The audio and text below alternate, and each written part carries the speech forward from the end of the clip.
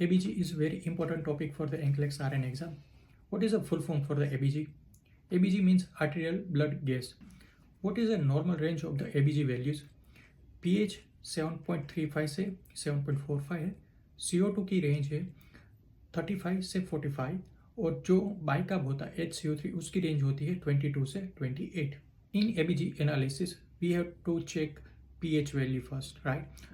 अगर pH value less than 7.35 है उसका मतलब है वो एसिडोसिस है और pH वैल्यू मोर देन 7.45 उसका मतलब है वो अल्कलोसिस है. अब हमें फाइंड आउट करना होगा कि रेस्पिरेटरी प्रॉब्लम है या मेटाबॉलिक प्रॉब्लम. उसके लिए हमें दो कंपोनेंट को चेक करना पड़ेगा. एक है वो CO2 और दूसरा है HCO3.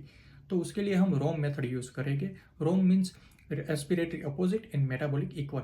तो जो रेस्पिरेटरी प्रॉब्लम है अगर pH इंक्रीज है तो CO2 ऑलवेज डिक्रीज होगा और जो pH डिक्रीज है तो CO2 ऑलवेज इंक्रीज होगा.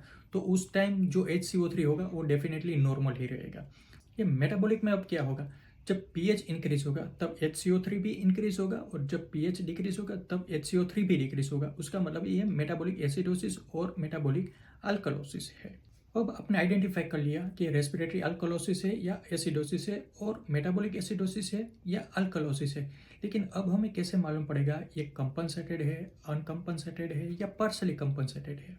इन अनकंपनसेटेड सिचुएशन रेस्पिरेटरी अल्कलोसिस और रेस्पिरेटरी एसिडोसिस उसमें pH एंड जो CO2 होता है वो आउट ऑफ द रेंज होता है लेकिन HCO3 with in normal range होता है.